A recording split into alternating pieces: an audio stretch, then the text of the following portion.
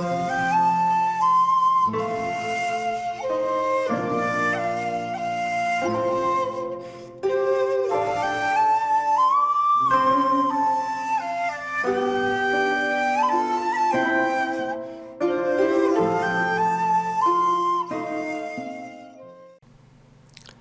there, this is Solitary Ronan from Solitary Ronan Films, and welcome to an episode of Double Take.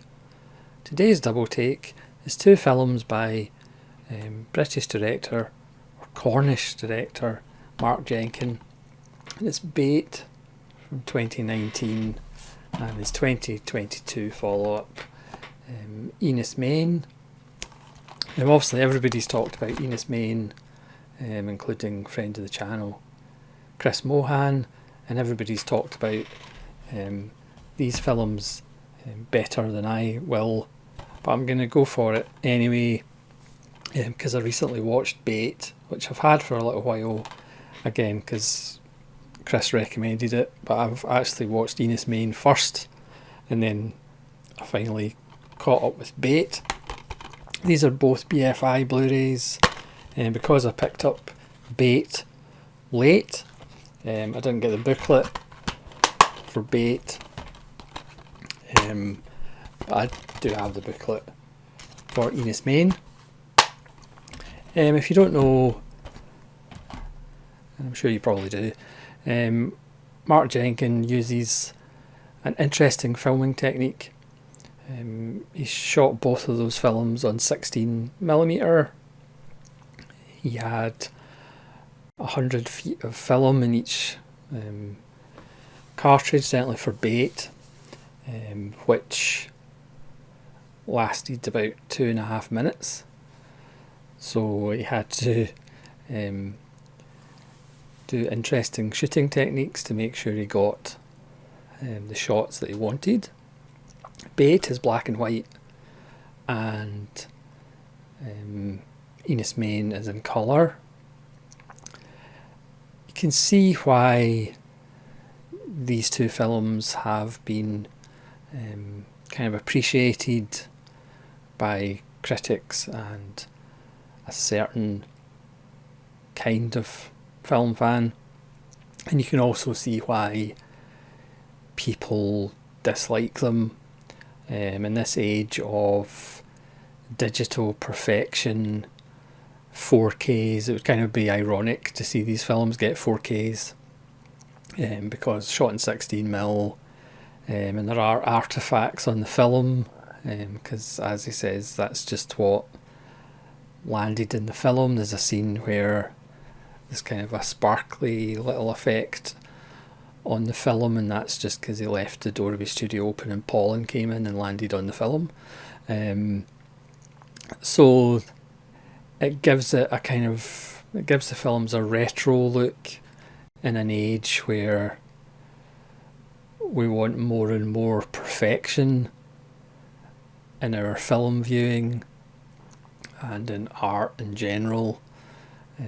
So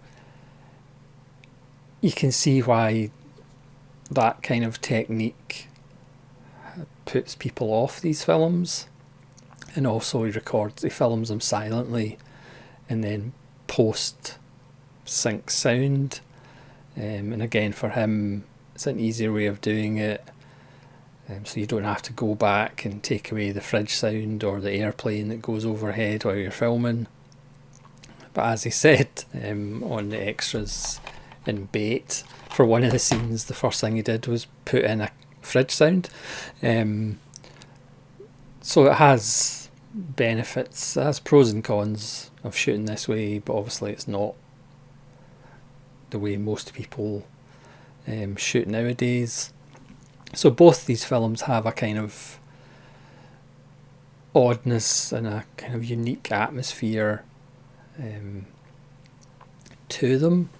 Bait 2019 is a fairly more straightforward story of outsiders or tourists coming in the summer to this small fishing village, and it's about a fisherman who, for economic reasons, has had to sell his house next to the harbour, and he's lost his boat, So he's just trying to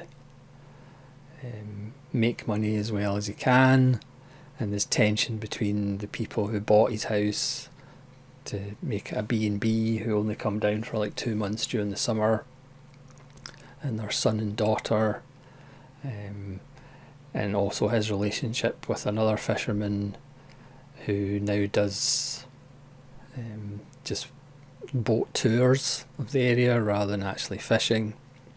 It's a film, about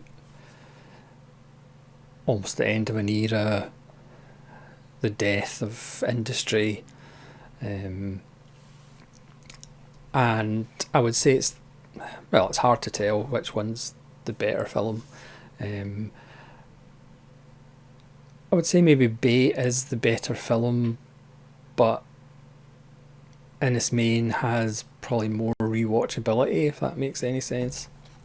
So Enys is in colour. Mark Jenkins caught up with colour at least.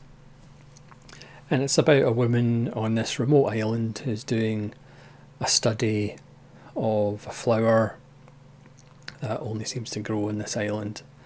And there is a kind of cairn or a tor or a standing stone on the island as well. And over the hour and a half running time, both films are about an hour and a half, so they don't outweigh their welcome or outstay their welcome. They may outweigh their welcome, but they don't outstay their welcome. Strange things kind of happen without lots of things happening. If you're expecting a kind of strange, kind of gothic, folky horror where there's lots of action in the last third, that's not what the film is. Both these films are about a build-up of atmosphere and tension. Enys has lots of scenes that are repeated of the woman getting up, going out, taking recordings. It does remind you a little bit of Michael Powell's Edge of the World. There's lots of scenes of the ocean battering the coast. The landscape is very important. It was filmed somewhere. It was filmed somewhere, yeah. It was filmed somewhere that there's a belief that there's something strange in the moors. It just has a very heavy atmosphere.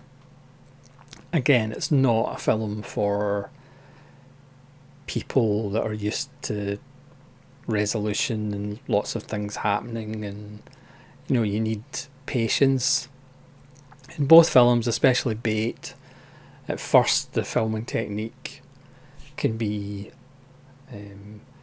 a little bit jarring, and you need to kind of get used to it, but then by the time you're like 10 minutes in, the kind of artifacts on the screen or whatever, or the seemingly manipulated retroactiveness of the film,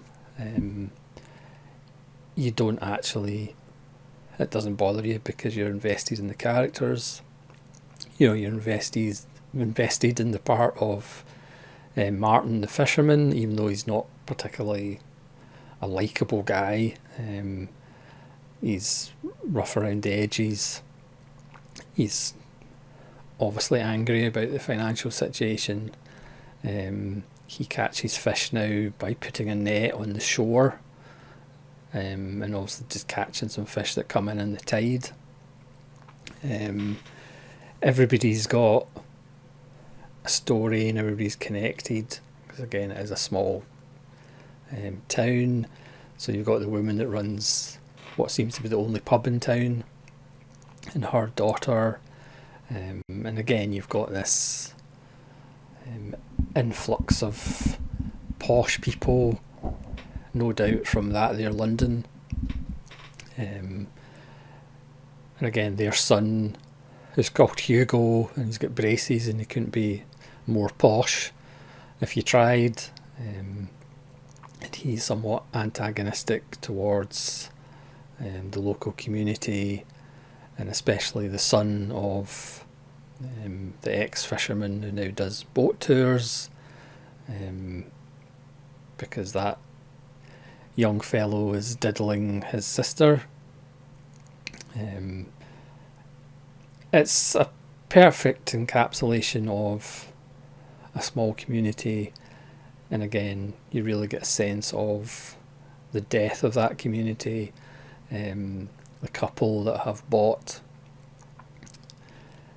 Martin's old house have kind of dressed it with fishing apparatus that Martin could really use, but for them it's just decoration and not actually a useful tool to make a living on. And I realise I'm saying the word actually quite a lot. I apologise. You can see both sides, even though you're probably on the side of the locals a little bit more. And then it kind of leads to a climactic ending, sort of, but it's not necessarily the ending you think it will be. So it does kind of play on your expectations. Whereas Enys Men, or Enys Men even,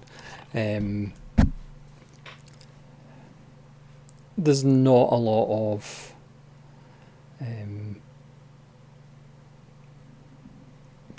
kind of by the numbers events. It's full of surprises, and again, if you go along with it, again, both these films are compelling.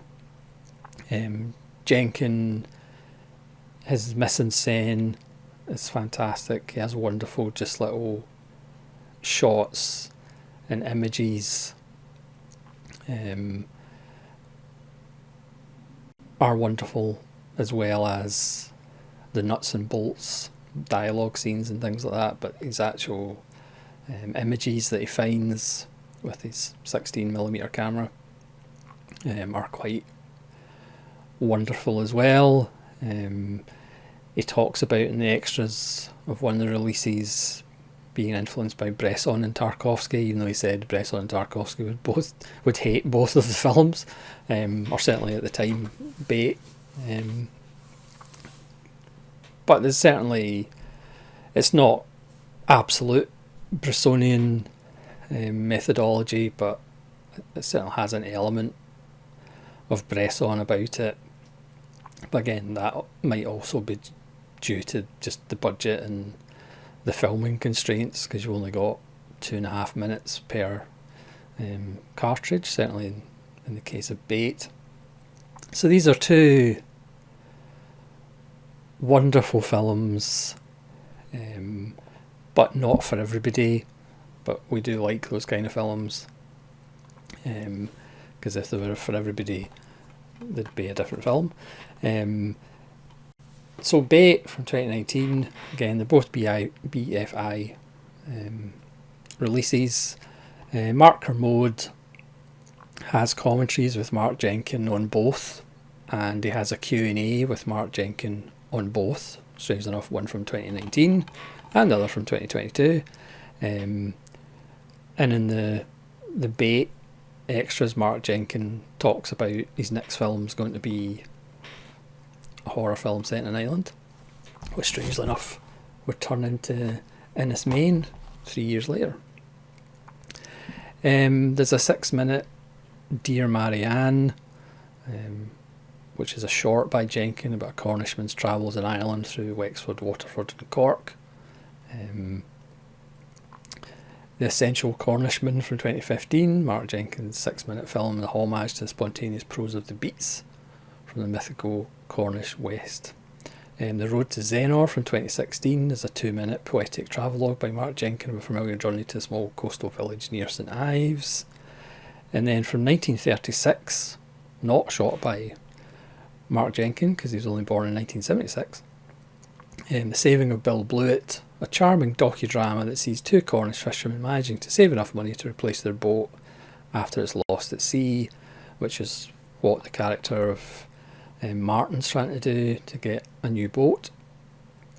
And scenes in the Cornish Riviera circa 1912, which is 19 minutes, providing an early visual record of Cornwall. This Great Western Railway sponsored tour visits, amongst others, Saltash, Newquay, Truro, Falmouth and St Ives, and there's also trailers. It's rated 15 for very strong language, strong bloody images and sex references. And Enys main has a commentary. It's Mark Jenkin and Mary Woodvine, who's in both films, in conversation with Mark Kermode. And film sounds from 2023. There's an 86-minute piece. Mark Jenkin and filmmaker Peter Strickland, who made Berberian Sound Studio and Flux Gourmet, discuss the subtleties of sound in film. Haunters of the Deep from 1984, which is a 61-minute Children's Film Foundation adventure that shares many West Cornwall locations with Enys Main and made quite an impression on Mark Jenkin. Recording the Score from 2022, which is 6 minutes, which is Mark Jenkin at work on his film's distinctive soundtrack. And Mark Jenkin's Audio Diaries from 2022, which is 90 minutes long, which is the director charts his filmmaking process. And then you have a 1938 film, The Duchy of Cornwall, for 15 minutes, which is the strange beauty of Cornwall resonates through this iconic film from the vaults of the BFI National Archive, image gallery and trailer. And Enys Main is rated 15 for brief, strong sex, self-harm, upsetting scenes and psychological threat. So that's a British filmmaker who's actually good and interesting. That's Bait and Enys Main from 2019 and 2022. Both films that are very popular in this film YouTube community. As I said, I'm not saying anything that anybody else hasn't said before or have said better before.